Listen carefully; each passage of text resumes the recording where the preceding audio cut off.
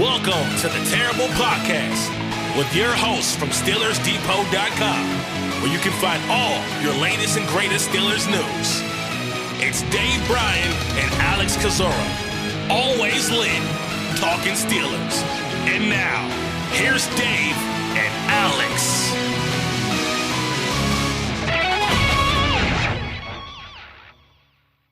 Welcome to the Terrible Podcast, Season 14, Episode 39. He's Dave Bryan. I'm Alex Kozora, SteelersDepot.com. Thanks for being back with us here this Friday. Steelers Nation got a great show for you guys today. Steelers football on the horizon. They're back after their bye week, taking on the LA Rams this Sunday at 4:05 Eastern Time. That game out in Los Angeles, so can't wait for that one. Can't wait to see how this team looks after their bye week. Dave, how you doing?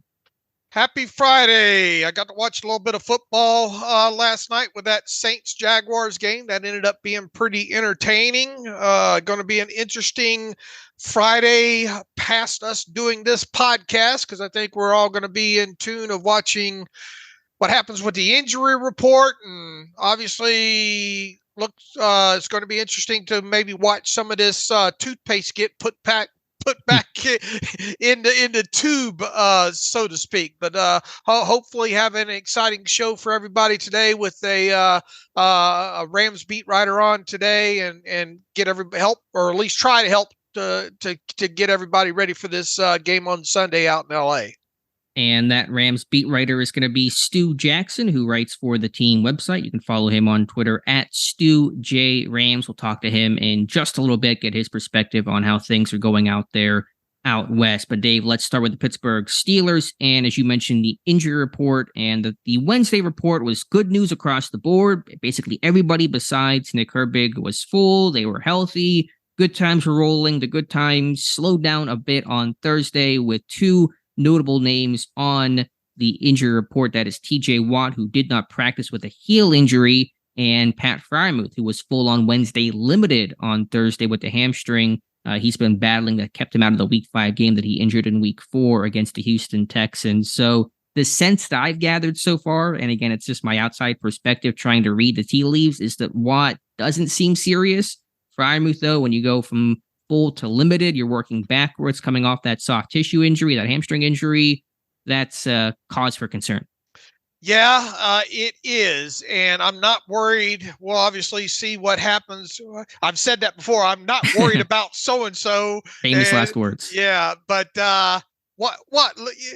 He's probably going to speak to the media, I think, later today anyway, but probably take wild horses to drag him away from not playing in this game. And obviously we don't know the exact nature of the heel injury with him, but Freiermuth is the one really that you that you hate to hear about, and especially, like, as you said, with a soft tissue hamstring injury, for him to, it was all gung ho before yesterday, it sounded like, and then he goes limited today. I think Ray Fittipaldo was on 93.7 yesterday afternoon, is kind of concerned about him being ready as well too. And even if he is ready, there's probably going to be some level of concern about, is he going to be able to make it through the game? So yeah, not great when it comes to him. And look, this is, again, we kind of wrote earlier in the week, maybe a little bit too early at this point, thinking that they're going to get Freiermuth back. This is a Rams team that's given up quite a few catches and yards and touchdowns to tight ends Right. so far this season here. And to not have your lead dog in Pat Freiermuth, this team, combined has 13 or 16 catches for their tight ends on the season, talking about the Steelers. 14, I believe. Right. And yeah, you're not going to have you potentially not going to have your lead dog in Freiermuth there. That's not a great development, I guess, is where I'm going on this. And we'll obviously see how Friday plays out, but I won't be surprised if Freiermuth's either listed as questionable or even out when it comes to that. Now, I think a byproduct of that is, probably Rodney Williams dresses and maybe you can, I mean, even so, how much are you going to get him involved in this thing overall? But not a great development. No, it's not. And I know by the time some people listen to this, the Friday report will be out, and there will be more clarification to some degree, probably on Pat Freiermuth. So we're recording this here Friday morning. It's also important because the Rams, their top linebacker, Ernest Jones, may not play in this game. So if he was out, Freiermuth would have had even a better, more advantageous matchup potentially. So again, we'll just wait and see on him. On Watt, should also note rookie linebacker Nick Herbig has been limited the past 2 days with a quad injury. Don't know his status for Friday, obviously, but we'll check on that. So could be some more reps for Marcus Golden in this game. Yeah, potentially so. And when you look at what's going on with the Rams injury report, and obviously they've got a cornerback coming off of a legal situation as well. Right, Darion Kendrick, their starting corner, was arrested shortly after their Week 6 win over Arizona on a felony gun charge. He did not practice Wednesday, Thursday. Rams head coach Sean McVay's been, pretty respectful of the situation in terms of not providing many details right now. But, it does not look like, from my standpoint, that Kendrick's going to go in this one.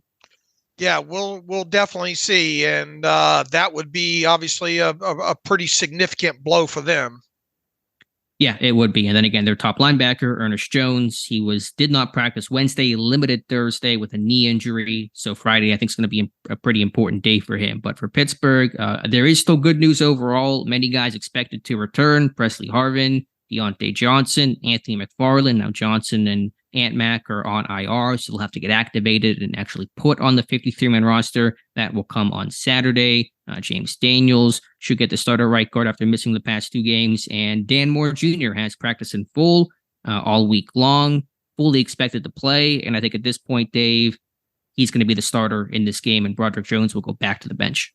And before we address that, and I think we hit on this the other day, the Rams' top 2 running backs, Kyron Williams, right, and Rivers is the other one. They're not going to have those guys, so they're going to have a makeshift backfield, if you will, overall on their side of the fence.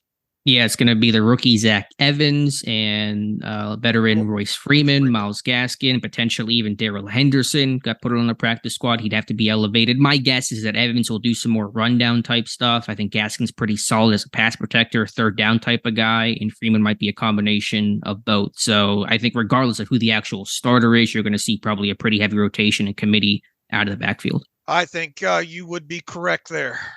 All right, Dan Moore Jr. I know on Wednesday we were kind of talking. Okay, he got some work in on Monday. Not quite sure what's going to happen. Still nothing been made official by the team. Tomlin Tuesday, was kind of kicking that can down the road. But based on all reports and what those guys have said, Dan Moore's going to start on Sunday. I forgot to go back and scrub out my prediction from the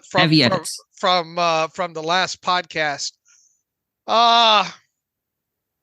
I'm disappointed with how it sounds like this is playing out, and I think the general consensus now is that Dan Moore will start. And if there's any positive, I guess, to that, it would be that the Rams' edge production hasn't been really great overall. Now they do have Byron Young, I think, leads that team on defensive side. A rookie, Byron Young, leads them in sacks with I think 3 overall. But I think just their general edge production overall hasn't been great. But here's my rebuttal back to that. Byron Young played at Tennessee, and look, I enjoyed. Remember our conversation of trying to figure out the 2 Byron, the Alabama and the Tennessee one. Byron Young. Well, obviously Byron Young was the edge, and there was some impressive stuff on his tape and all like that. But once again, this is a rookie Byron Young edge rusher, and not that you can put a ton of stock in it.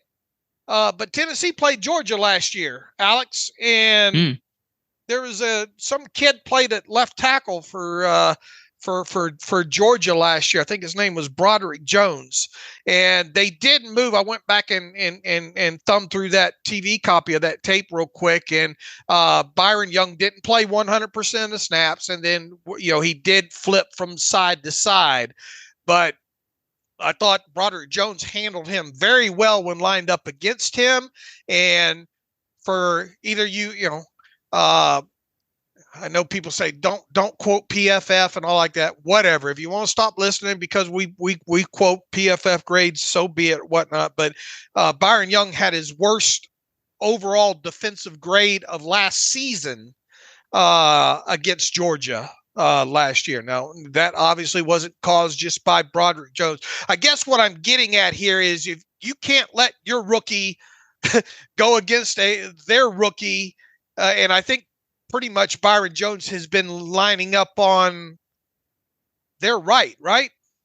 I believe so, yes. I think he does switch sides and all like that. But, long story short, if you can't let Broderick Jones, especially the game that he's coming off of against the Rams and then the bye week and all like that, if you can't,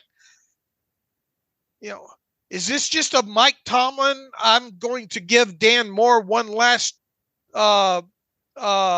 length of rope here, and I'm not going to bench him because he got injured. Is this what this boils down to, or do they honestly believe?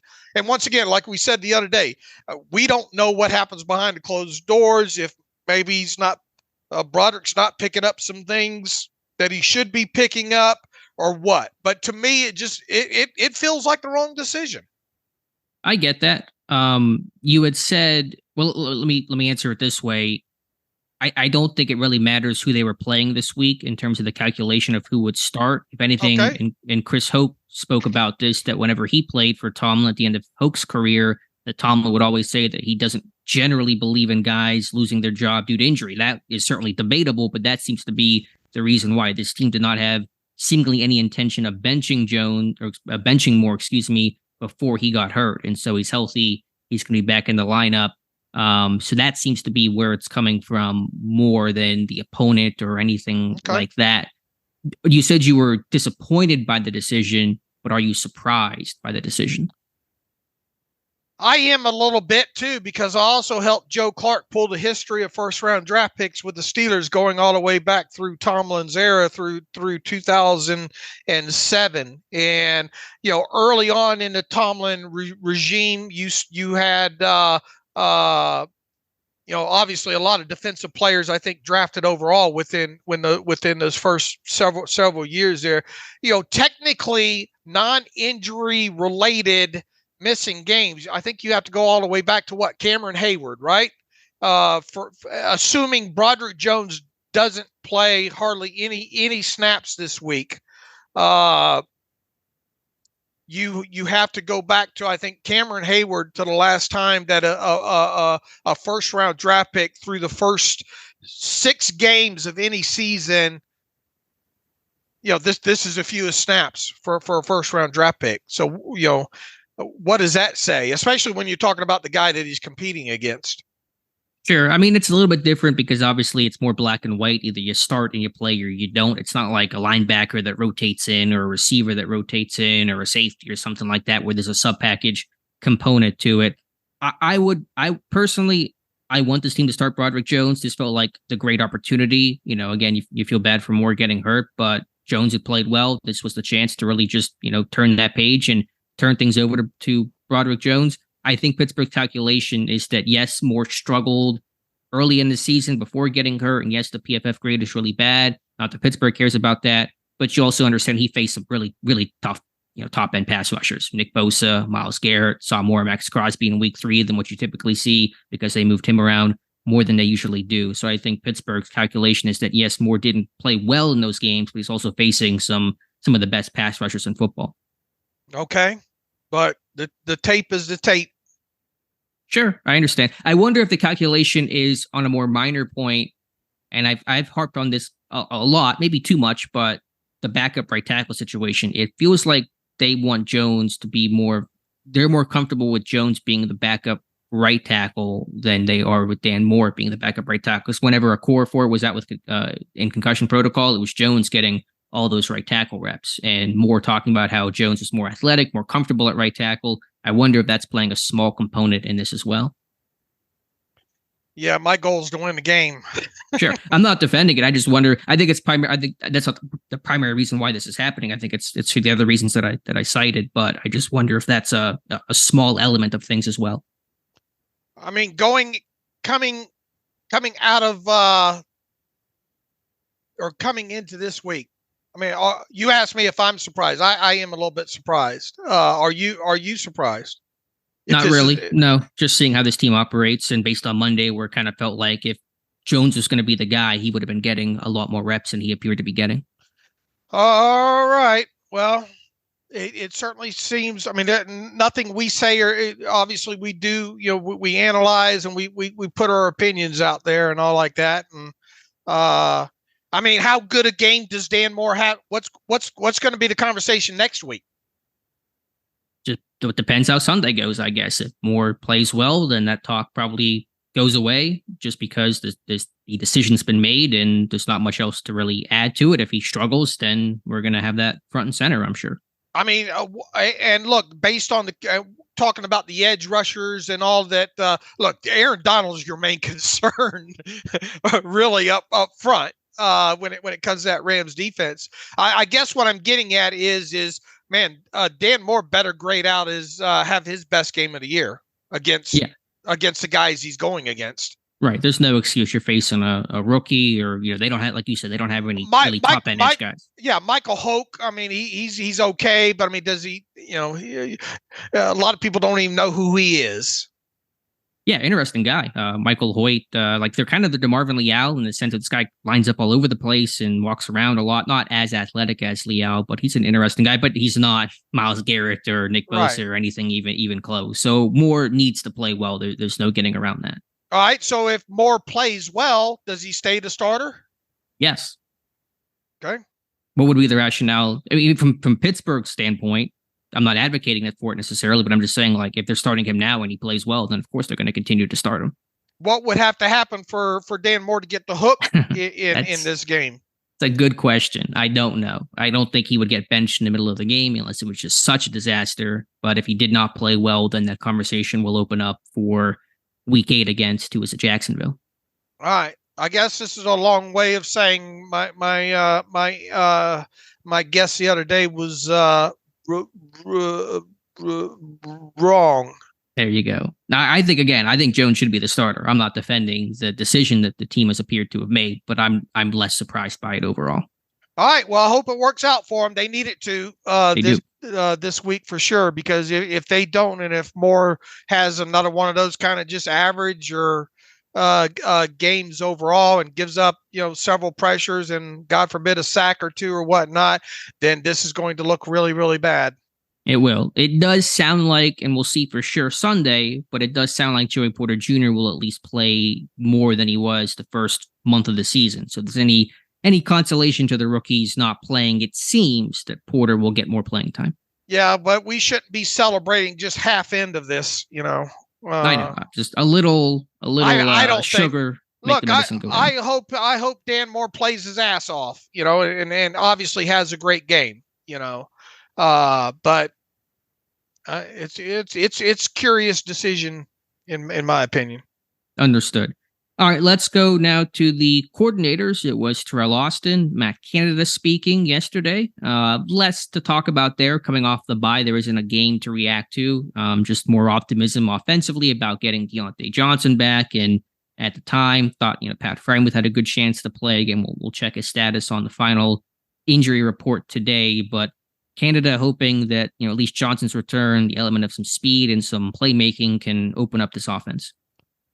Yeah, well, like we said in the previous, getting Deontay back on the field just in and of itself should have some byproduct related to it. Hopefully, George Pickens, a little bit less bracket on overall. Look, Deontay is your best route runner. Now use him as if he is that overall. But and we'll get into some of this breakdown in a little bit. I do kind of wonder though the way the Rams have kind of played defensively this year. If we're still not looking at a lot of curls, a lot of comebacks, a lot of out routes, because to me, I think you're going to have to get the ball out of Kenny Pickett's hands quick in this game, and your deep shots are probably going to have to be calculated, and when those deep shots come, they're probably going to be outside the numbers on top of it. So I just worry overall. I'm not worried about Deontay in a nutshell, obviously, I'm worried about Deontay within his control and what he's asked to do. They absolutely have got to take advantage of that route running, that good route running of his, and get the ball to him out in space, because we've got to be able to see this team throw short, run long. Sure. And I know that Deontay can get open 1v1, but can they, I don't want to talk about this too much, but watching this Rams offense, the way they scheme guys open, the way they use motion to get guys open, the way they move Kupp around, I mean, just the way that they're able to create offensively, you hope Pittsburgh can do some of those things now that they're at least fuller strength. Right. Like we talked about the other day, I fully expect these guys to move around quite a bit, talking about not so much Allen Robinson, obviously, but when Calvin Austin's out there, I think you now have, if those three are on the field together, I think you have the opportunity to move those guys around. Sure. And just some more mixing and matching, because you got, 4 guys in Johnson, Pickens, Robinson, Austin, different skill sets, different ways that they win. Hopefully you can mix and match and rotate that effectively. I think with Austin, you can probably do some extra things with him in potential receiver run game, screen game, a little bit of closer to gadget type stuff that you probably weren't doing as much before, because with Johnson out, Austin was kind of more of a true and blue wide receiver. All right, let's get to this motion stuff and the Miami Dolphins and Canada's response to all that, because that seems to really only be the only other really main talking point, I think, to come out of what Canada had to say. Sure. Well, essentially, Canada was asked about, the Dolphins have this success, the way that they use motion. Can you, something to the effect of, can you incorporate some of that stuff, or what do you look at in terms of when you try to look at that stuff, and do you borrow it or not? And, Canada gave the answer that, you can't just look at what another team is doing and automatically take that and assimilate that into your game plan and expect it to work just the same. There's pros and cons, and you got to look at your personnel and your scheme and that type of stuff. So, I mean, the answer was, to me, relatively generic, but there's an interesting conversation to be had about, being able to look at other teams and what they do well, and how do you try to incorporate some of those ideas into your playbook. Especially the cheat motion. That's the new buzz. We have a new buzz phrase of the week, cheat motion. And briefly describe what that is and how that could potentially play into what the Steelers, we've seen them obviously work a little bit more on this motion. You talked about the Zorro toss this past week and wrote up about that and all, but explain the cheat, why it's called cheat, and how that can be implemented at least a little on Sunday against the Rams. Yeah, I don't know if that's officially what Miami calls it, but that's kind of what the NFL is terming it as. At least I think Kyle Shanahan did. And the cheat motion is often with Tyreek Hill. Just, you think about motion as a guy coming across the formation, or some real long either jog or even fast motion from one side of the field to the other. What Miami's doing is they're kind of doing this shorter motion where it's, running across half the field or just a couple steps in advance. I thought our Matthew Marksy in our group chat made a good point. Remember those old 2-point plays they would do with AB, where he would kind of line up behind the formation and then sprint out into the flat to try to get him open? It's similar to that, not 100% the same, but just basically this kind of short quarter half field motion horizontally with a guy like Tyreek Hill to, really stress defenders, leverage, and can they run with that guy in ways just to get Hill the ball pretty quickly and on the move and utilize his speed. I think, people reference this back. It's the closest thing legally that you can. And the reason really kind of why I think Shanahan calls it cheat is because it's the closest thing that you can get to CFL type motion without a guy running forward. And, the way this is emphasized, as you said, with guys like Tyreek Hill that are able to not only get up to speed quickly, but run routes coming out of the end of that cheat motion that really stresses defense there. Now, Tyreek Hill is obviously top of the list when you talk about players that you can probably do that with. But, I mean, if you look at, I know you saw it on the Rams tape, right, with Tutu. Mm-hmm. Oh yeah, they use a ton of that with that one. With that, well, to some degree, maybe a little bit even with a couple of the other guys. I think you saw some of that motion there. It really stresses the defense and the fact that I got to be wary of this guy getting up to speed, coming out of this motion quickly and out into one of 6 different routes. Really, I mean, you see different routes run off top of that. I'll circle this back to the Steelers. Why can't you do that a couple of times with a guy like Calvin Austin the third? Sure, nothing says you can't.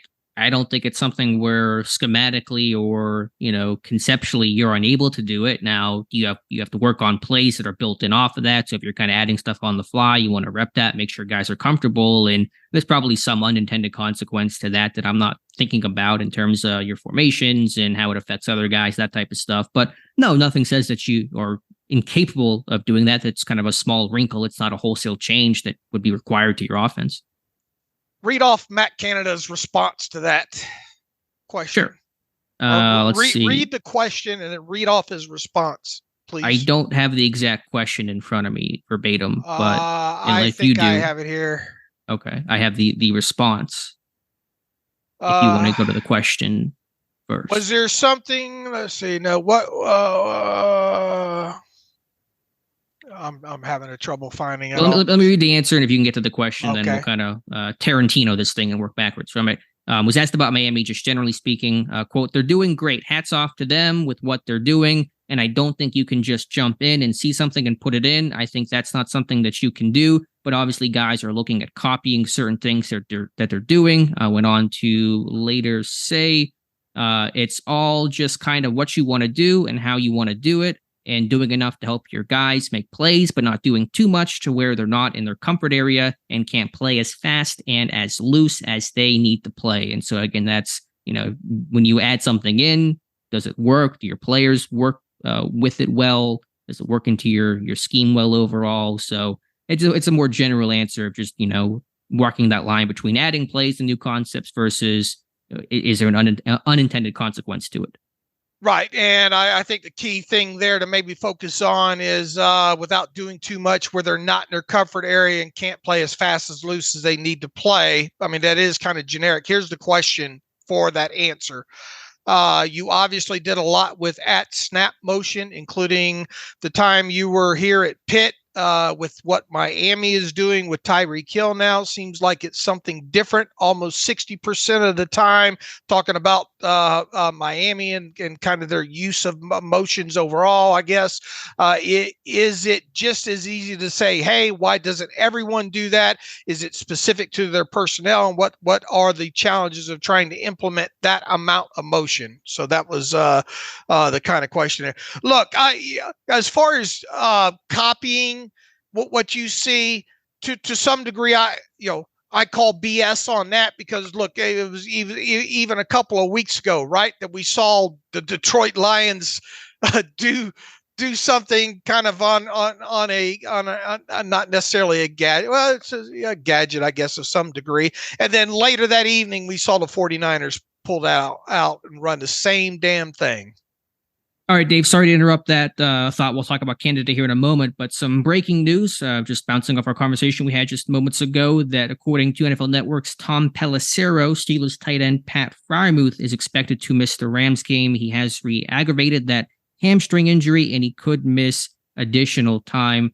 Pelissero saying, quote, and likely will be sidelined longer after aggravating his hamstring in practice Thursday. Freiermuth had an MRI this morning, and now his return to action is on hold. So can safely assume he'll miss the Rams game, and now you're just hoping he doesn't miss multiple games, and that is just unfortunate news for a Steelers team that felt truly and sincerely excited about getting him back and having this offense at basically full capacity for this game. Now, not the case. Not great, Bob. Man, they needed this guy to have a good season too. you know it. Not having your number one tight end in here, a guy coming off of back-to-back 60-something yard seasons or 60 catch seasons, and yeah, this is just unfortunately it like we said at the top of the show, it trending that way, and now you just keep your fingers crossed. It's how many weeks is this going to be until he gets right?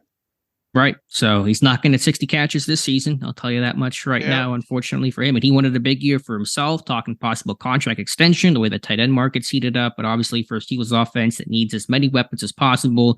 Yes, Freiermuth seemed underutilized even, before he got hurt, but now we don't know when he's going to be back. And so Darnell Washington will continue to get a lot of the reps. Rodney Williams' spot should be safe. Then he should definitely dress now on Sunday. Connor Hayward will get mixed in, but the tight end position has not been productive this year. Nope, not at all. All right, Dave, to go back to the Canada discussion, I was reading off the quote that he had about the motion.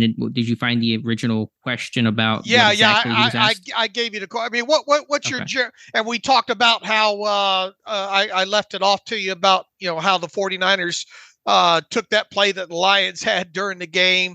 To some degree, you can copy on a week-to-week or even a day-to-day basis. Is Canada just trying to say that he doesn't want to put too much on these guys' plates? And if so, why? My interpretation was just more of a catch-all answer.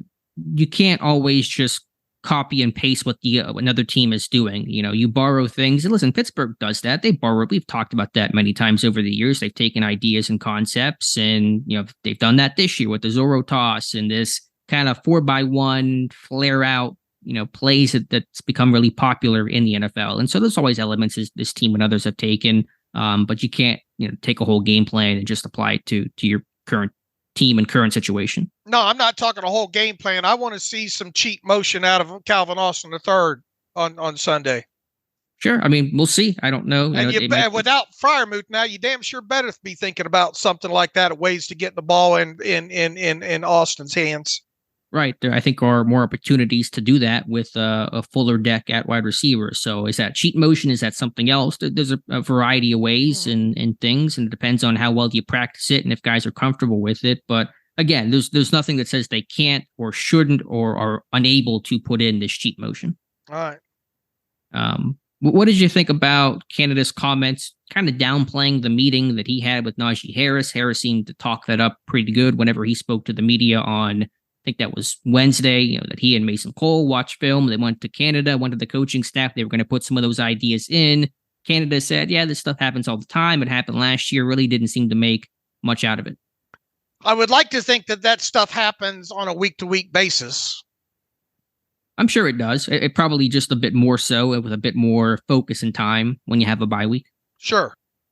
So I don't know. I wish Canada would have been a little bit more responsive and at least, shared the enthusiasm that Harris seemed to, then kind of downplaying it. But right. I'm not going to lose too much sleep over it, I suppose. All right. The time's ticking on him anyway.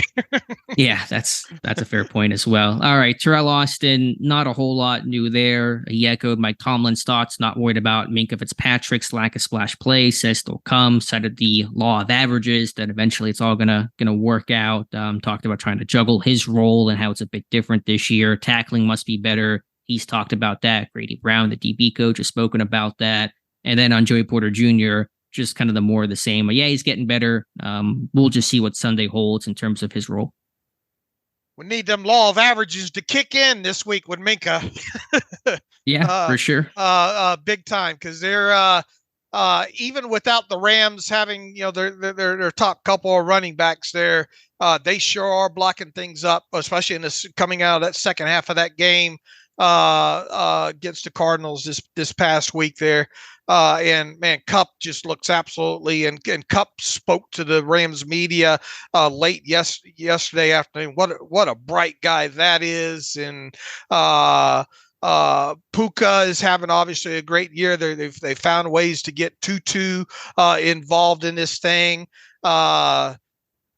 We'll get into more of this on a breakdown there. Boy, they'd like to use that tight end they like to use those wide receivers coming across as kind of inserts in the slot in the run game. And boy, they love running some split zone with that tight end coming across.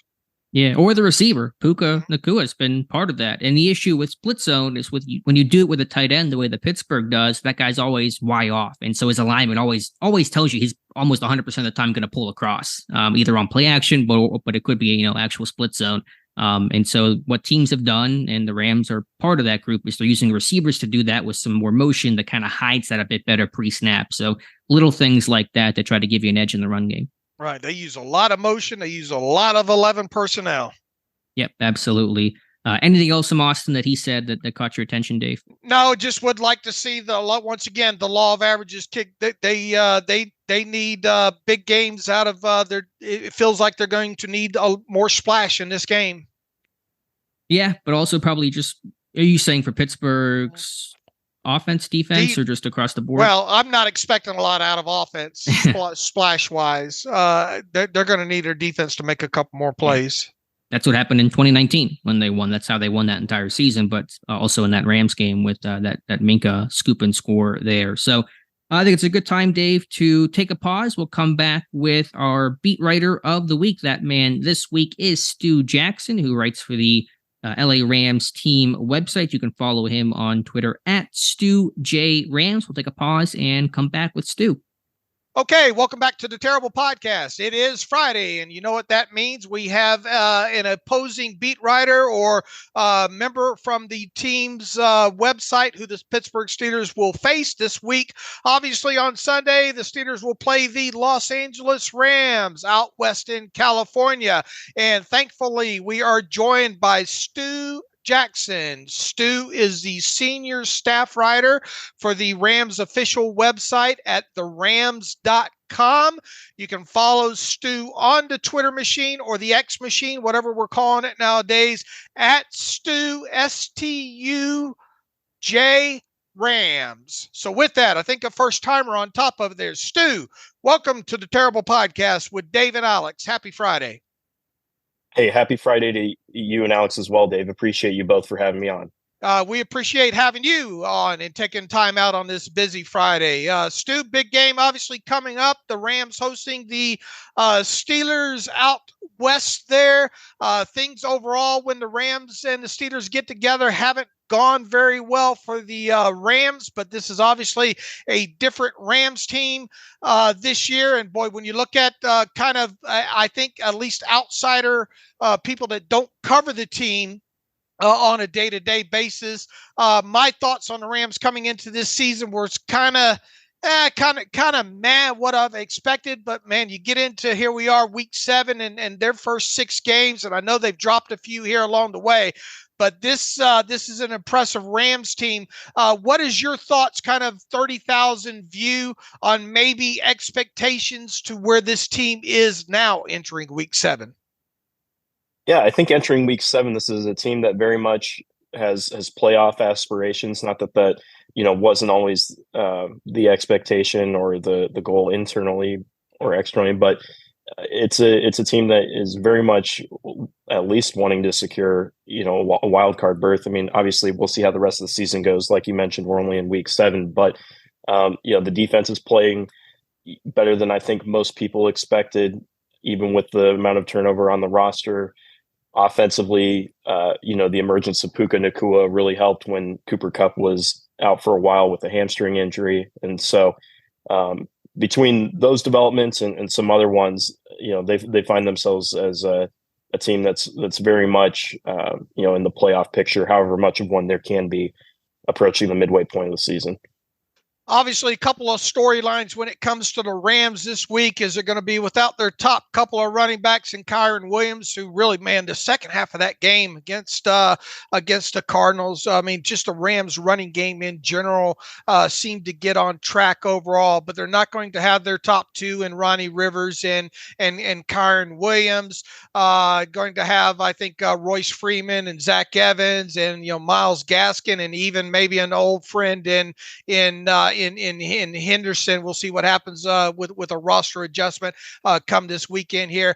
That's going to be a little bit of a storyline. How much do you think the shakeup with the running backs is going to matter? And then on top of it, I know you probably can't talk too in depth about it, but Darion Kendrick has the legal situation going on with them following an incident following the game last weekend there. It doesn't sound like, of course, you could be wrong on this. It doesn't sound like maybe they're going to have him this week, but what's going to be the impact? Do you think they'll have him, and what's going to be the impact of that? So running backs and cornerback here, if you will. Sure. I'll start with running back. So obviously that's a big deal for the Rams offense, because especially with some of the things they've been doing from a gap scheme standpoint in the run game, at least from what I see and watch, it feels like Kyren has been an awesome fit for that. Just his vision too, and the way he's able to make jump cuts and make something even when nothing is there, and when a play seemingly breaks down. He had 154 of his 158 rushing yards last week in the second half alone. And so, his emergence has been big, not only for the run game, but the offense as well.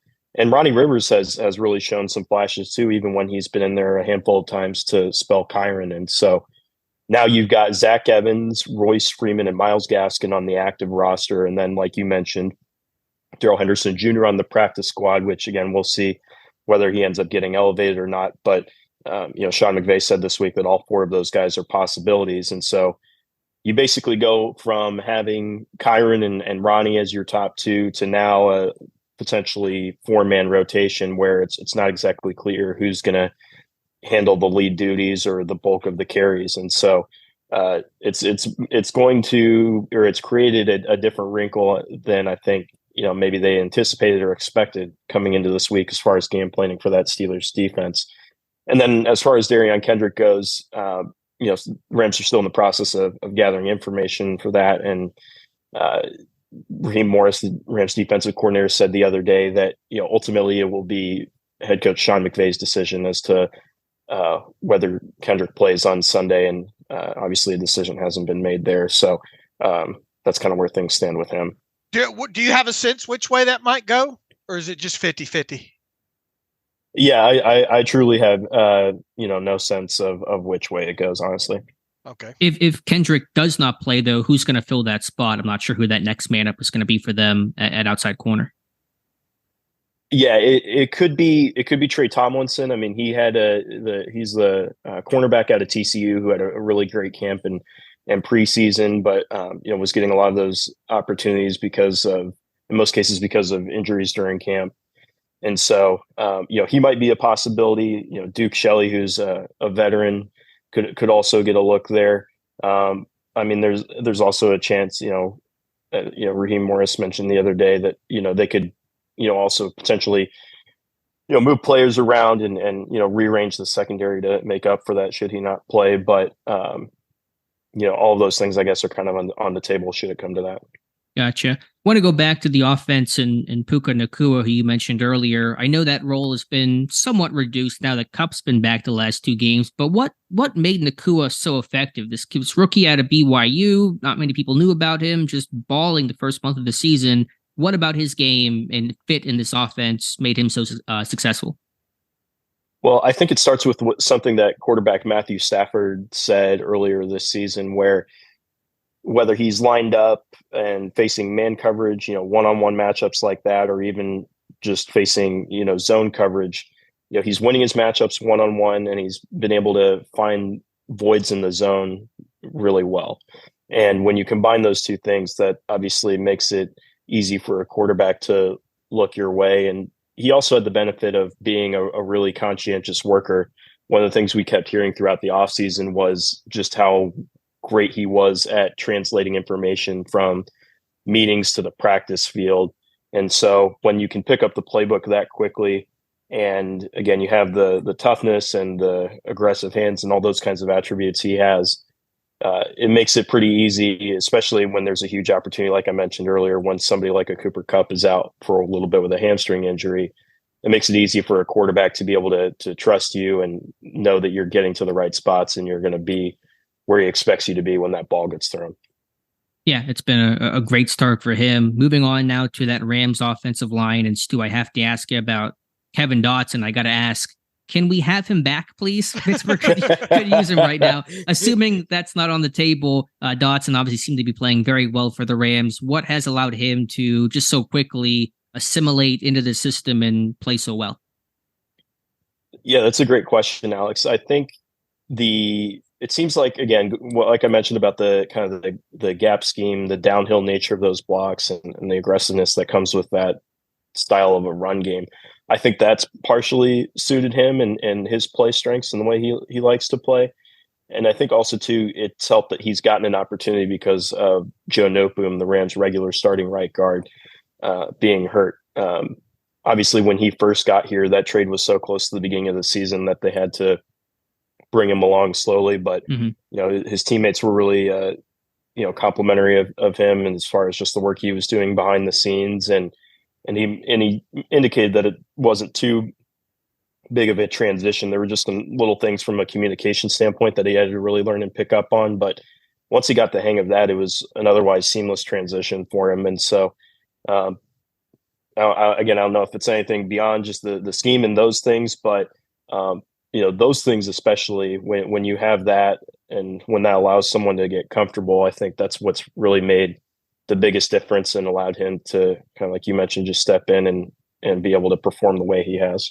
It certainly looks like and I'll piggyback off of that a little bit. It looks like he's thinking less. And look, I mean, his entire college career at Louisiana Lafayette, he played at right guard there. And the Steelers, initially had him a little bit at right guard and then moved him over to the left side. And look, it wasn't a surprise. I don't think the Steeler fans that Dotson ended up not being in their plans come the start of the season here. Has he been asked point blank? Well, I mean, he looks good on tape, Stu. He really does. Has he been asked point blank why it looks like he's playing? The reason behind why it looks like he's assimilated so easily and is putting good things on tape. He hasn't, to my knowledge, but I would again just kind of go back to what I would say with. Or what I had told Alex, and that, like, I think it's just a combination of really, like I said, he seemed like it was pretty easy for him to grasp the playbook, and there was really only one or two things. Again, this is something he said specifically when he did a media availability a few weeks ago.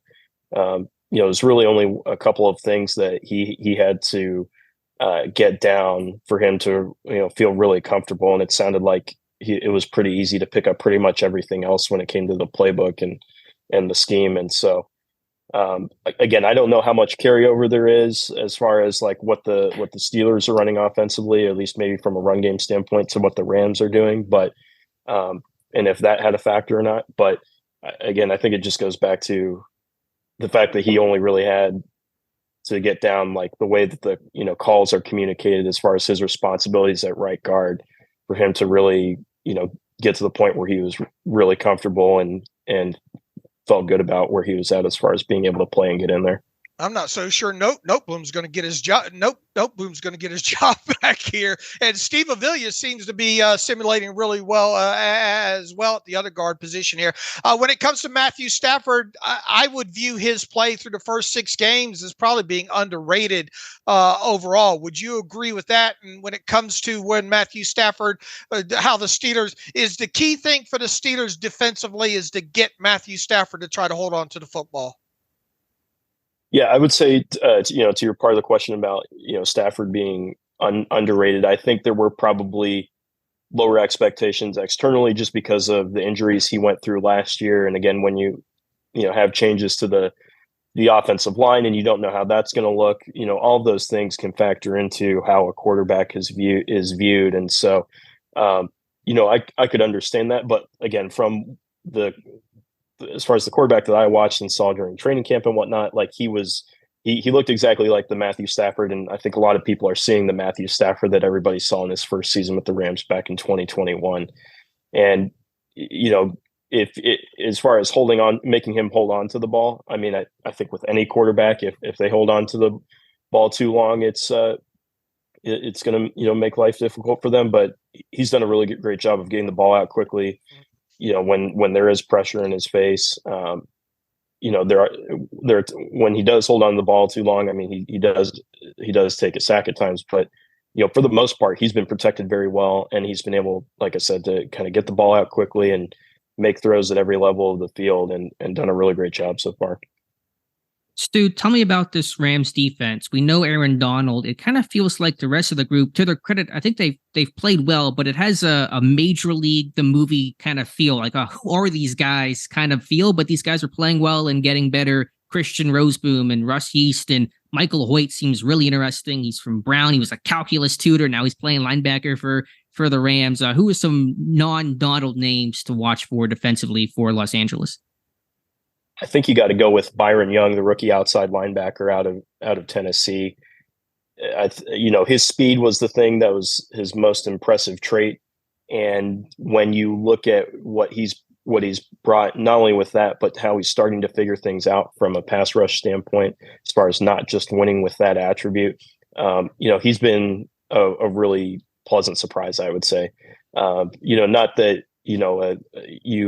there are third round picks who can come in and make an immediate impact. Obviously, that's not unheard of, but he's probably, other than Aaron Donald, one of the biggest names to know. Just again with the pressure he's brought, he's led the Rams. There's some stat from NFL's Next Gen Stats that says he's led the Rams in pressures in 5 of their first 6 games. So he's done a really awesome job from that standpoint. And the other guy I would spotlight too is Ahkello Witherspoon, which I'm sure Steelers fans are obviously really familiar with from his time in Pittsburgh. But he was somebody that they signed in late June. Nobody was really sure what kind of an impact he would have, but the Rams were looking for length on defense. They didn't really have much of that, especially after, or in the secondary, I should say. And they didn't really have much of it after trading Jalen Ramsey to the Dolphins this spring. And so not only has he brought that as far as, something they were looking for, but he's also been just a really great calming and stabilizing veteran presence for a young secondary that, again, was hit hardest by some of that roster turnover earlier this year. And, has really, I think, exceeded expectations, not only for, what the Rams wanted from him this year, but I think even from what Rams fans were expecting when he got brought in. Sure. When he's on, he's a really good corner whenever he's at his best. A quick follow-up on Hoyt. What do we even call Michael Hoyt? He's kind of played outside linebacker, off-ball, D-tackle. He's listed at 310. I don't know if that's his weight, but what do they do with Michael Hoyt?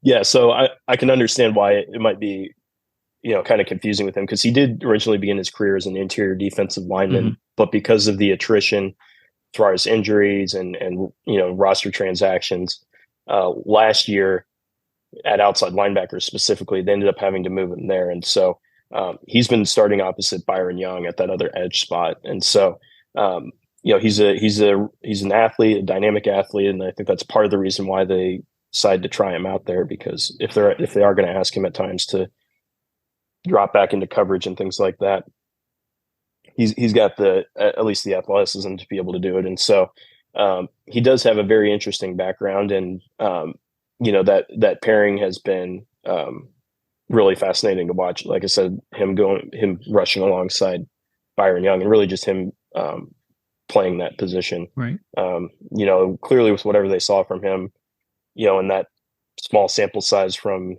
something like early to mid-November through the rest of the season, they felt comfortable, keeping him there and making that more than just a short-term experiment. So he's done a solid job there, I think. My last question for you, Stu, then I'll let Dave finish things out. Kind of more of a bigger picture question. The Rams always seem to have that young up-and-coming coach. McVay, when he was hired, was, of course, one of those guys. Thomas Brown, he's now the play caller in Carolina. Is there anybody on staff right now that is kind of that up-and-comer offensive mind that the NFL might get to know pretty soon? Because Pittsburgh might be in the market for a coach this offseason, an offensive coordinator.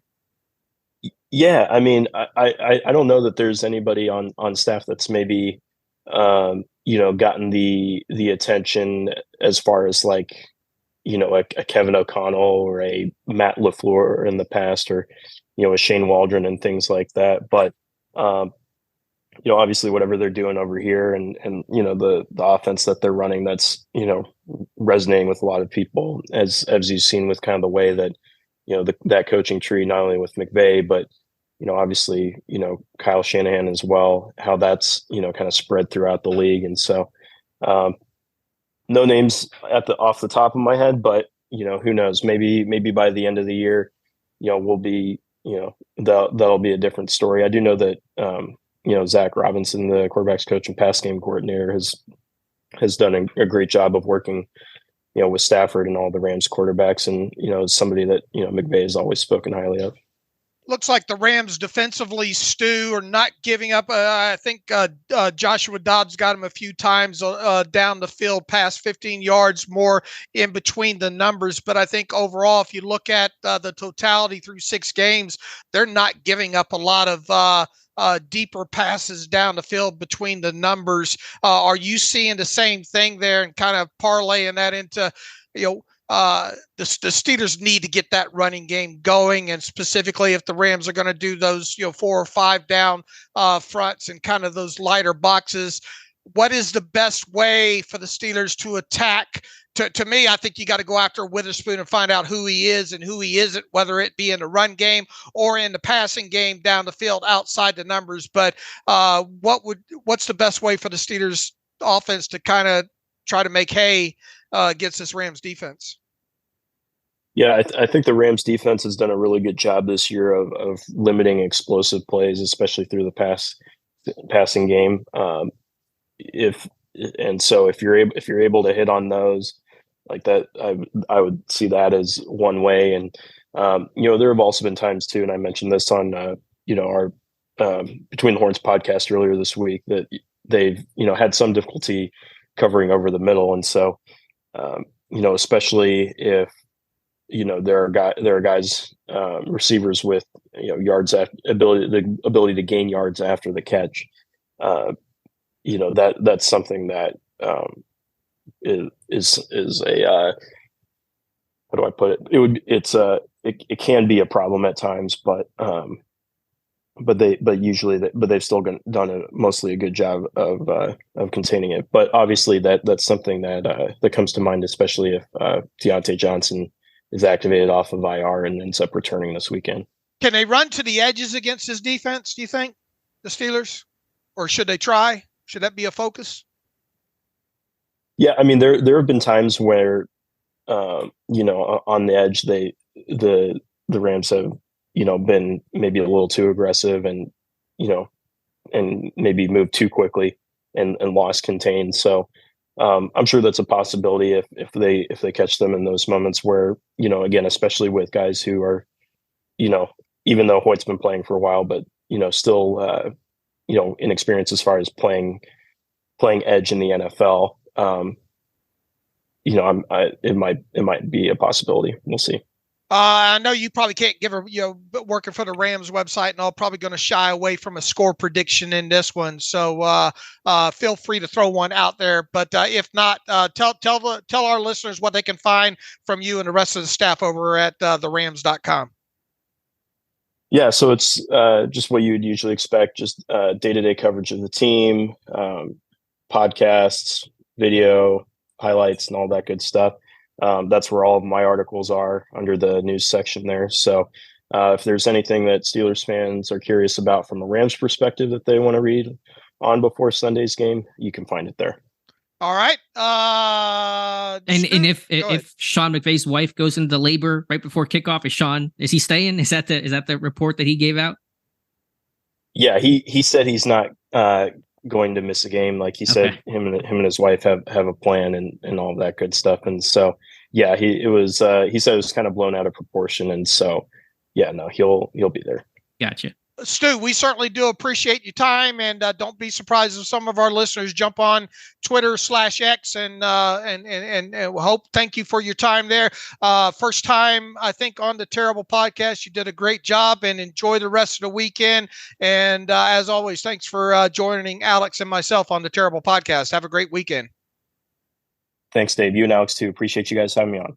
And welcome back to the Terrible Podcast. And again, our special thanks to Stu Jackson for coming on the show here. Again, follow him on Twitter at StuJRams, and we thank him for his time. Absolutely. Glad to have another beat writer on helping us get ready, especially one from the team's website as well, too. And if you're a longtime listener of this show, please reach out to these guys on Twitter and let them know their time is appreciated, and just obviously thankful once again. Oh, one other Rams thing that we should maybe talk about, because it's a little bit of a story, is Aaron Donald saying that he has no intentions, no plans, never really given any thought to finishing his career with the Steelers.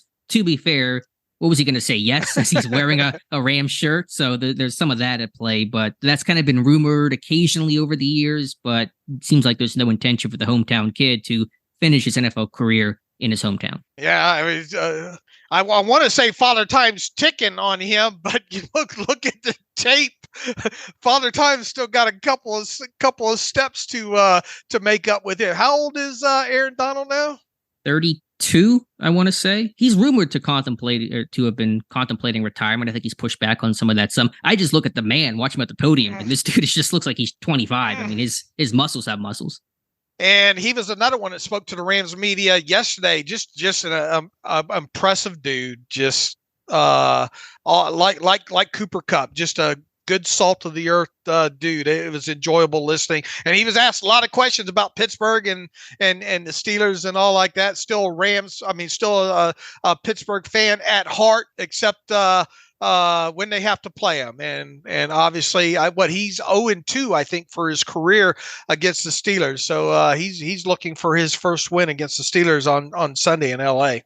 And what could be his last game against the Steelers, considering how infrequently these two teams play each other. So he's looking for that. Yeah, he's not going to go easy on Pittsburgh this week. I'll tell you that much. All right, Dave, how about you and I preview this Rams game? St. Louis. Sorry, I slipped up there. Los Angeles, 3-3, coming off a win over the Arizona Cardinals, getting Cooper Kupp back the last 2 weeks. Let's start with their offense.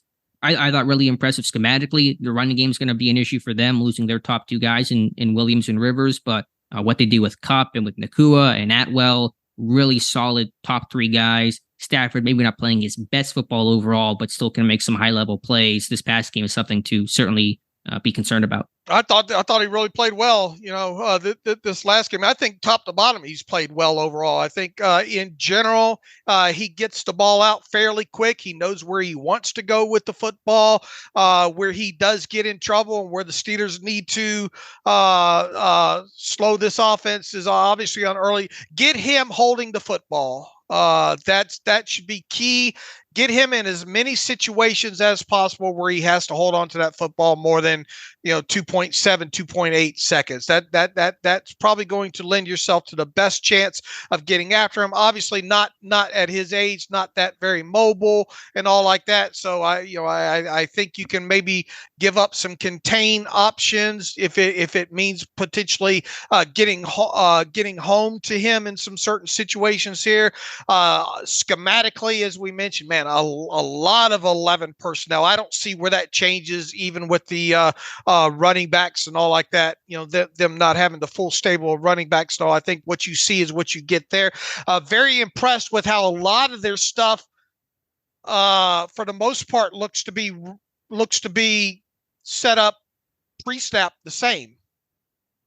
Yeah, I mean, they are a base 11 personnel team, 90% plus of the time. That's been their personality for years. They don't run a lot of 12. They don't have a fullback. I mean, they are 11 personnel, especially with Kupp out there. As you said, that's almost certainly not going to change. And so they have to kind of, change up their motions a bit and kind of work out of that same personnel grouping. So I think some of that fast motion they do, not even always the cheat motion, but, stuff where they're going to have a guy motion the bunch right before the snap. And how do you defend bunch? I think some of the motion is not just to get guys in space, but to maybe confuse and hopefully create some miscommunication defensively. Okay, it's 3-by-1 kind of normal. Now all of a sudden it's bunch right before the snap. How do you handle that distribution of routes? And that stuff can play well. Atwell had a touchdown where they motioned him in to bunch and he ran a speed out to the front pylon and caught a touchdown that way. So again, a lot of elements to that. But Kupp, he's always the primary read in the progression. They're going to move him around number 3, number 2, backside number 1, take some vertical shots, got a long ball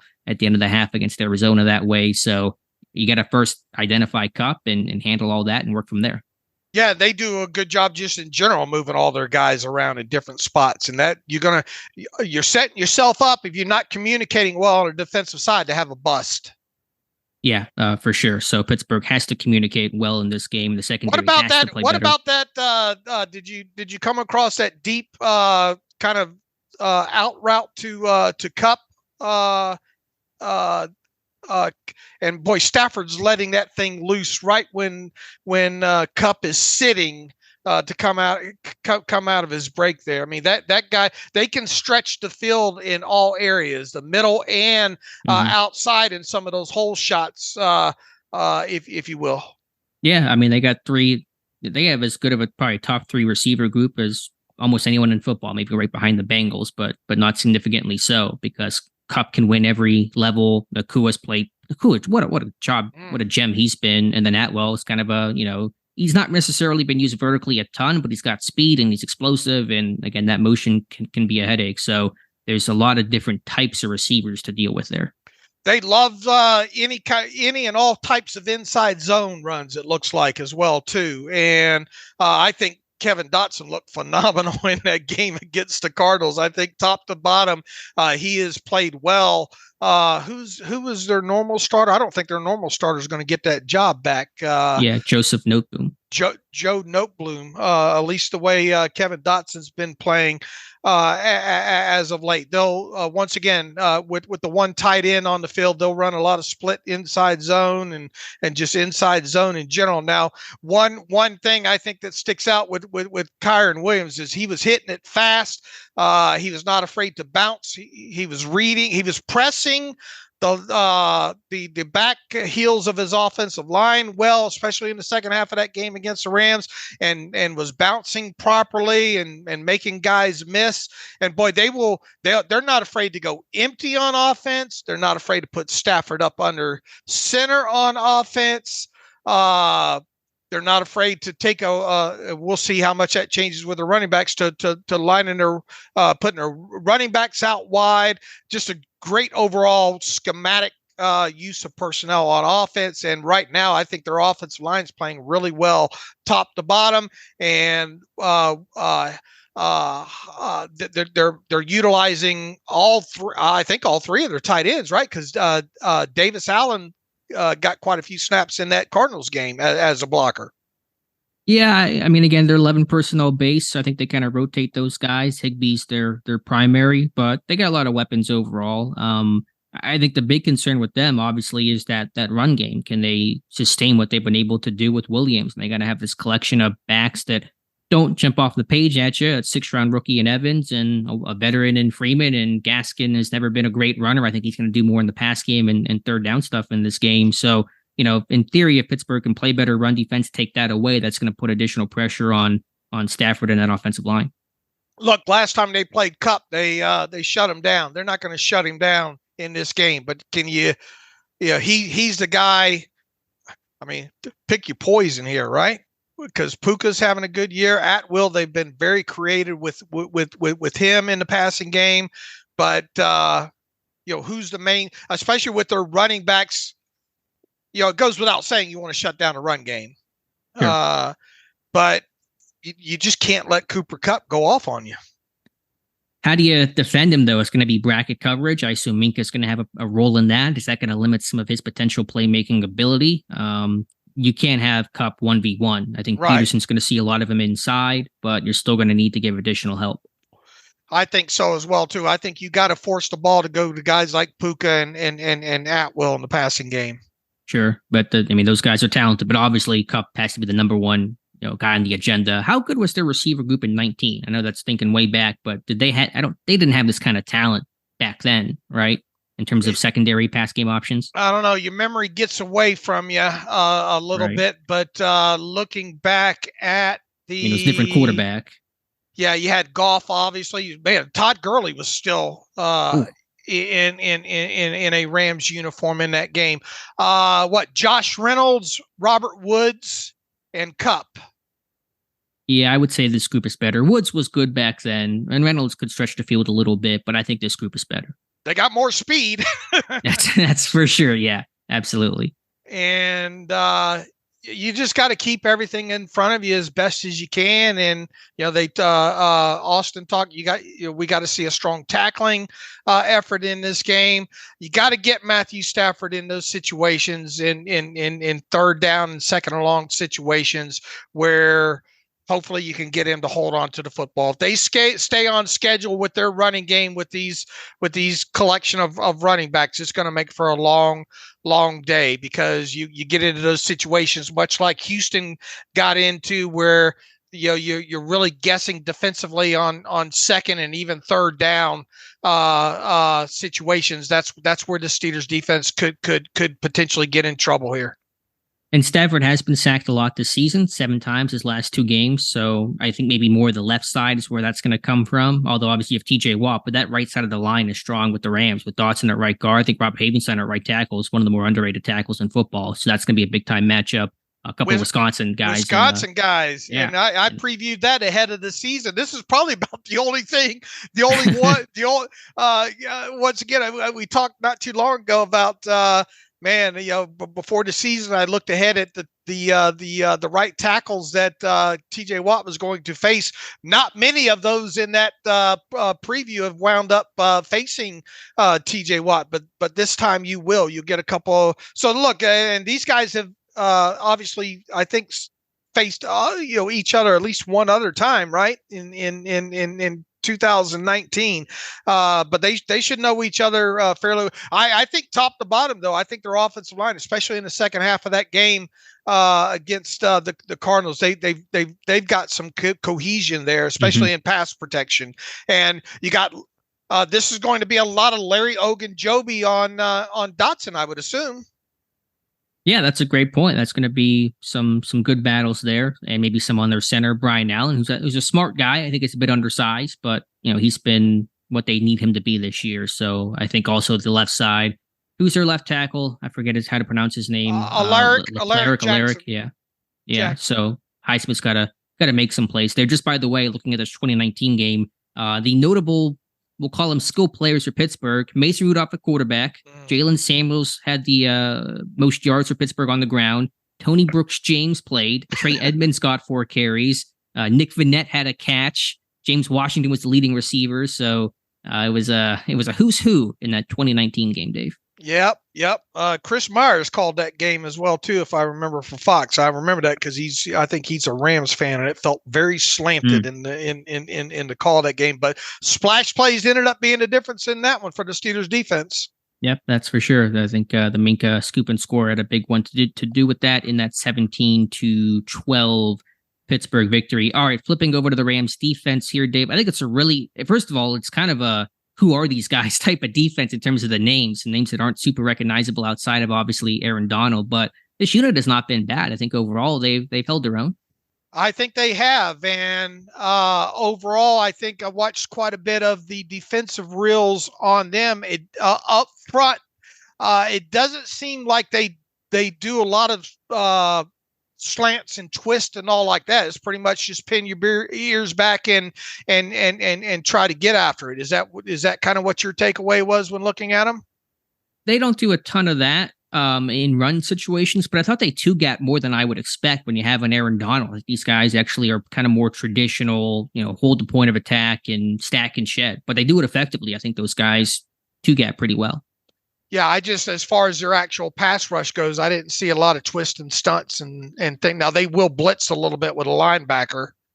Out of empty, especially. I mean, Donald's moving around more than what I think he's moved around in the past. I mean, he's playing off ball in some snaps. It's kind of this Myles Garrett thing. It's kind of becoming in vogue with some of these pass rushers to kind of hide where they're coming from. So I think they are doing some creative stuff with Donald, but it's not as aggressive as, some teams in football. Looking at overall, they usually roll out a light box for the most part. As far as percentage wise, overall, they run pass coverage more zone than they do man. They're about close to being equal on whether or not middle of field closed or middle of field open. They rush a 4-man rush 70% of the time, and they blitz just 20% of the time. Yeah, which tracks because they're, generally a 4-down front, and so those teams tend to blitz less because they pay those 4 guys to get home. I think starting with their run game, really just kind of what they do conceptually is a lot of 5-down fronts with 2 high. And so when you play 2 high, it's typically harder to fit the run. And so they make up with that make up for that, I should say, with a 5 down front. And Pittsburgh's had trouble running against those 5 down looks this year. The Browns game, 49ers game, I believe. And so the Rams try to get the best of both worlds by playing that 5-2 look to stop the run, but also play too high to stop the deep ball. The Steelers better figure out that this would be a great week to figure out the run game again. Yeah, but they're going to have to solve this 5 down front stuff because they have not shown they can do it this year. The Raiders, I think, did more of it in that week 3 game. So Pittsburgh's going to have a good game plan because they're going to see that quite a bit. I want to find out how good a player Akella Witherspoon is in that defense this week. Yeah, he's had a good year from all aspects. I want him to have to come up and have edge run responsibilities and make some tackles that way, and then in coverage too. Him and whoever plays opposite him, there are going to be there needs to be obviously calculated times in this game where you test those cornerbacks down the field. Right, especially we assume Kendrick will not play in this game, so they're going to have, I think their backup, I don't know exactly who they're going to go with, but one of their guys is pretty tiny on the outside. So if you get him on George Pickens, there's a clear matchup to take advantage of. Witherspoon, he's played well. Is that going to be Kobe Durant? Or Duke Shelley? Trey Tomlinson, I think McVay had mentioned, but it might be one of those other guys. I don't know exactly what their plan B is behind Kendrick. Kobe normally, I think, plays in a nickel, though, doesn't he? I believe so, yeah. So... well, we'll see who their outside base corners are. Witherspoon will be one. Who's going to be opposite? That I'm a little unclear of. Okay. Well, I want to find out just how I want to come out of this game having put Akella Witherspoon to more of a test and even in run stuff and all. I really think they need to attack this more to the edges a little bit more in this game, in the run game, if they can. Sure. And I think the Rams have had some communication busts. Even Witherspoon could have given up a long touchdown because there was one play against either Philadelphia or Arizona where he thought he was going to get safety help and didn't, and the quarterback just missed, and they kind of got bailed out there. Should fans be upset that Witherspoon was let go? I really don't think. I think it's all just hindsight. He did not play well in Pittsburgh. He's been an inconsistent guy his whole career. He's been up, but he's going to be down probably sometime soon. Ask me after this game. But I mean, I wasn't heartbroken when it happened, to be honest with you. Yeah, not a single fan was. And so I know he's playing well right now for them, but this has been his career. He's had good years. He's had bad years. He had a great end of 2021 in Pittsburgh, had a terrible 2022 in Pittsburgh. His whole career has been just one big roller coaster. Right. I want to find out what kind of player he is this week. Yeah. Anything else here to note? Again, the linebacker situation, their top tackler, Ernest Jones, don't quite know his status with a knee injury. It just got some, it's an interesting group like Christian Roseboom and Rush Yeast. It's going to be some guys you're probably looking up mid-game going, who are these people? But again, this unit has held their own. Michael Hoyt, another one that's, again, he's going to stand up. He's going to walk out. He's going to blitz. I mean, he's kind of a chess piece for that defense. I tell you, how many, other than last week, Joshua Dobbs a couple of times, how many times has this Rams defense given up stuff kind of between the numbers more than 15 yards down the field? It's not a lot of it. I don't know the numbers on it for sure, but yeah, I mean, they generally keep a lid on things overall. So I think they're pretty, again, so they had some communication issues, but overall, they're a pretty disciplined type group. I put the passing charts, opposing quarterbacks passing charts together of all 6 that they've played. Got it up on my Twitter account if people want to look at it. And just look, if it really feels like if the Steelers are going to push the football down the field from a passing game standpoint, it's going to be outside the numbers. Yeah, especially not having a guy like Freiermuth now and all like that. And getting Deontay back, that's going to really play into your hands of playing on the outside. More, of course, got to mention Aaron Donald. How do you account for him? Mason Cole, I know he moves around, but I imagine they're seeing how much Cole has struggled and saying, we got to get some chances on to get Donald against Mason Cole. Yeah, and how's James Daniel going to hold up coming off of the groin, you know? I know in Pittsburgh system, typically the center is working more 1v1 and the guards tend to help the tackles. May want to adjust that game plan this week. The edge guys are not, scary for the Rams. Donald is very scary, so the way they protect and create their protections are going to be important in this game. Don't fall behind to this team and let Donald just be Aaron Donald. Get after you, because he's a game wrecker, obviously, and this thing could turn into an Aaron Donald game. Yeah, for sure. Any other final thoughts here? I think we kind of laid out the Rams pretty well. So All right, Dave. We'll get to our week 7 picks here in a moment, but before we do that, let's hear from our friends over at MyBookie. That's right, Alex. Aaron Rodgers' season is officially over, but yours has just begun at MyBookie. NFL, college football, and a brand new cash out system give you options to bet and win all season long. First 2 legs of your parlay hit, cash out early and place another bet, or let it ride for the chance at a bigger payday. Join us at MyBookie for an entire season filled with daily odds boost, same game parlays, and huge prize pool contests. Right now, MyBookie has a no strings attached cash bonus that lets you deposit and withdraw quick. To get that, use promo code TERRIBLE. That's promo code TERRIBLE on your first deposit of $50 or more, and you can receive up to $200 in cash instantly credited to your MyBookie account. That's promo code TERRIBLE to claim your own cash bonus now. You can bet anything, anytime, anywhere, only with MyBookie, and you get there by going to mybookie.ag.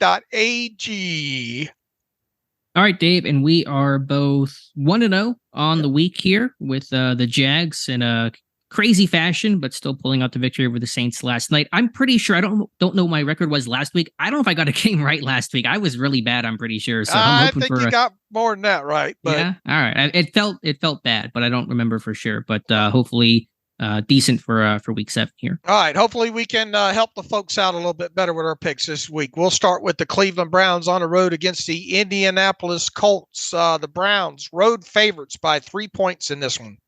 Deshaun Watson is back. Nice of him to play for the Browns, getting all that money to sit around lately. I'll go with the Browns. I think that Browns defense is just too strong. Yeah. Obviously they upset the 49ers last week. Defense too strong. Give me the Browns, lay the 3 points on the road. Detroit Lions on the road against the Baltimore Ravens. The Ravens laying 3 at home against the Lions, who are playing well this year. Yeah, I'm going to roll with MCDC. I'm going to go with Detroit. I'll go with the Ravens to cover that 3 points at home. The Washington Commanders at the New York Football Giants. The Commanders road favorites by 3 points in this one. Not one I'll be watching. I'll go with the Commanders. I'll go with the Commanders, lay those 3 points as well, too. The Giants, like the Steelers, having problems scoring. Raiders on the road against the Bears. Raiders laying 2.5 on the road. It's Tyson. How do you say his last name? Bagent, probably the Shepherd kid versus Aiden O'Connell. Not one I'll be watching either. Oh, there are some bad games this week, Dave. I'll go with the Raiders. Yeah, I'll go with the Raiders as well. Lay that 2.5 points. Buffalo Bills on the road against the New England Patriots. So Bills road favorites, 8.5. When was the last time that happened against Bill Belichick coached team there versus Buffalo? But yeah, I try to stick with the Pats and try to say this will be the week they finally get a win. They keep letting me down. I got to go Buffalo. I got to take an underdog to cover at some point here, I think. Give me New England to lose this game, but I'll take the 8.5 points. Maybe this ends up being a touchdown game on this one. Falcons on the road against the Buccaneers. Buccaneers playing some pretty decent ball here. Buccaneers at home laying 2.5 points against the Falcons. Yeah, both teams have been solid overall. Tampa Bay cannot get that run game going. You think it's bad in Pittsburgh. It's really bad down there in Tampa. I'll say the Falcons, stronger run game. Drake London getting involved. Ritter playing better. Give me Atlanta. I'll take Atlanta plus the 2.5. I think Atlanta wins this one outright. Arizona Cardinals on the road against the Seahawks. Seahawks 7.5 point favorites at home against Arizona. This one's tough. That's a pretty big line. I mean, the Cardinals have been scrappy and hung around. I'll say Seahawks win, but Cardinals cover. I'll take the Seahawks cover in that 7.5. They'll win by about 9 points, I think, in this one. Green Bay on the road against the Denver Broncos. Packers road favorites by 1 point. Yeah, another barn burner of a game here. I'll lean Green Bay. I'll take the Broncos to upset the Packers, so I'll take that point there. Los Angeles Chargers on the road against the Chiefs. Chiefs at home, favored by 5.5. Yeah, give me Kansas City, Dave. Oh, I think the Chiefs win this, but I think it's a field goal game. Give me the Chargers plus the 5.5 points. Boy, you ready for some points? Miami Dolphins on the road against the Philadelphia Eagles. Eagles at home, 2.5 point favorites. Be a great game. Definitely game of the week material. Yeah, this one's really tough. That Eagles secondary just took some hits though with all the injuries they've suffered. I think the Eagles are going to try to ball control this one to keep the score down. I'm going to go Miami though, just because that Eagles secondary's got some injuries to it. I'll take Miami in the upset. I'll take those 2.5 points along with you there. The 49ers on the road against the Minnesota Vikings. 49ers coming off their first loss, favored by 6.5 on the road against Minnesota. Ah, man, Minnesota, that run game just equally as bad as Pittsburgh. The 49ers have some injuries. Still at Debo, McCaffrey, Trent Williams. Don't know their statuses for sure as of right now. I still got to go San Francisco, though. Minnesota's just too one-dimensional. I got to go San Francisco on a bounce back as well, too. I'm glad it's just 6.5 there. I think they cover that. That circles us back to Sunday. The Steelers at the Rams. Alex, right now, this one is the Rams has pretty much been locked in at 3 all week here. Rams favored by 3 at home against the Steelers. Yeah, I really kind of sat on the fence all week, Dave. Not sure what direction I was going to go, even watching the tape. Usually I kind of get a better feel for if I'm picking the opponent or not. This one, though, can Pittsburgh run the ball against that 5 down front that they've struggled against so much? It's either going to have success in getting the second level or it's really going to get bottled up. And can the secondary cover those top 3 weapons? I know the Rams are going to struggle to run the ball, but the pass game options are enough for them. Pittsburgh on the road, the history there that you've talked about. This one I don't feel, super confident in, but I'm going with the Rams 23-17. I have this written down as 23-16 with the Rams. Yep, with the Rams as well too. 23-16. I just this offense has got to show me something. And look, I think the Rams offense looks impressive overall on tape. The Steelers are not going to have Freiermuth.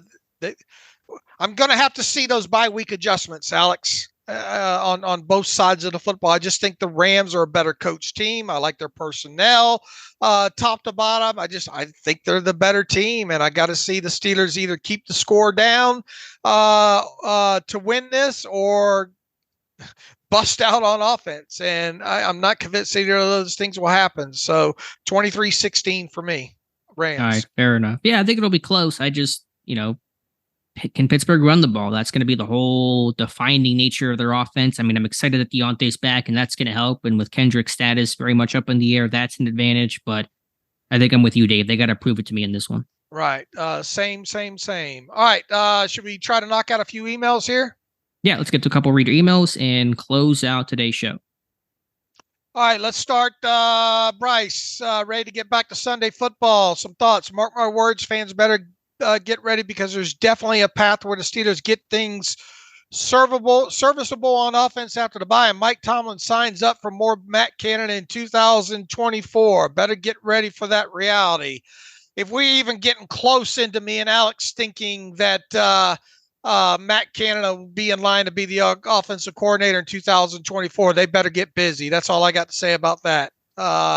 Same. I from where I sit right now, I don't see it. Number 2, do you see a world where the Steelers start using Freiermuth more in the slot and 21 personnel? Seems to me that he could eat into Robinson's snaps while allowing Jalen Warren and McFarland to bring more explosiveness, speed to the offense. Your thoughts? My thoughts are you probably wrote this before the Pat Freiermuth news broke this morning. My concern right now is, when are they going to get Pat Freiermuth back and resubmit this question after that happens? Yeah, it's a well-intended question, but has quickly become moot, unfortunately.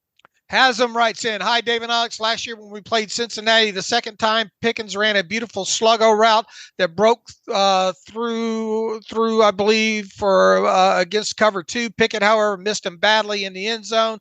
The play design was great. Have you seen those types of sluggo routes in your film study for the first 5 games? If not, why do you think they aren't scheming sluggo routes this year? Haven't seen a lot of sluggo.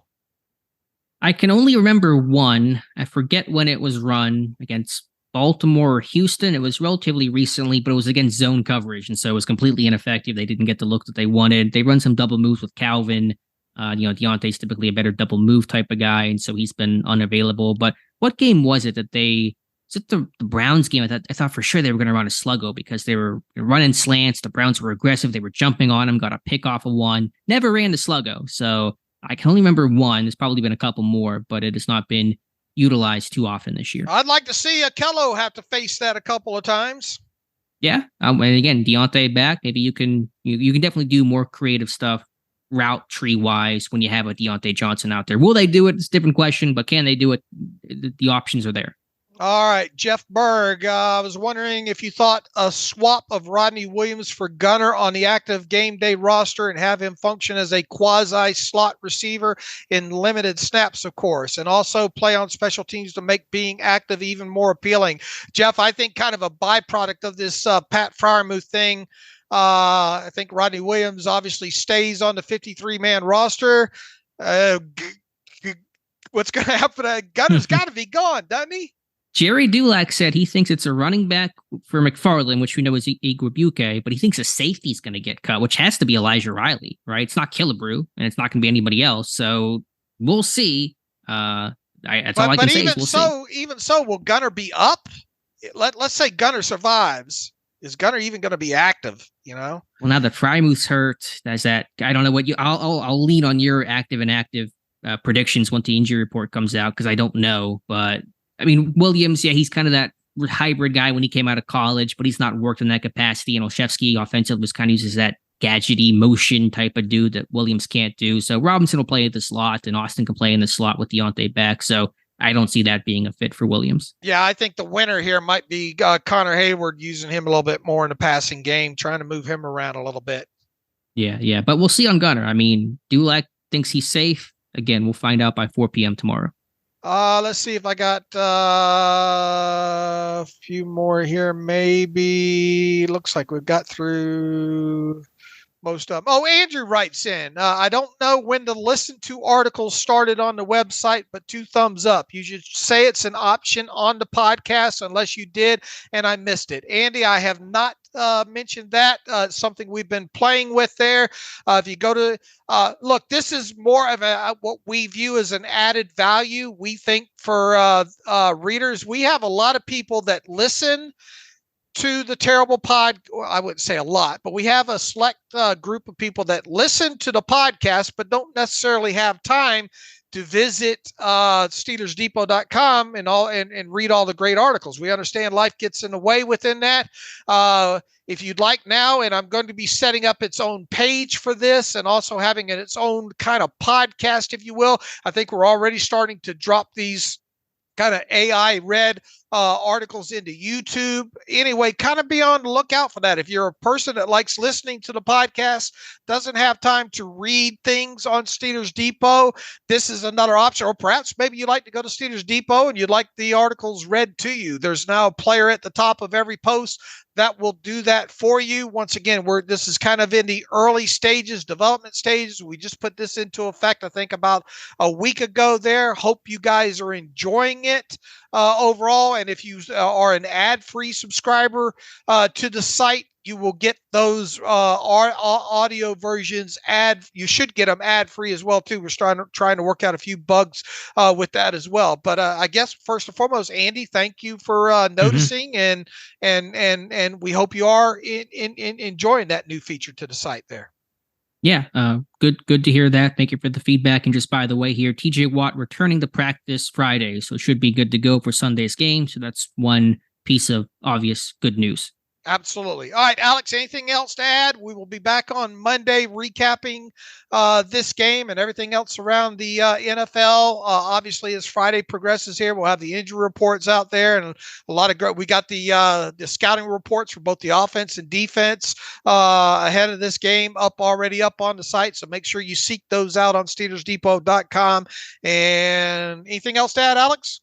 Nope. Be back Monday and we'll cover the game, win, lose, or draw. All right. Hopefully we're talking about a win. Alex and I would love to be wrong this week. As always, thanks for listening to the Terrible Podcast with Dave and Alex.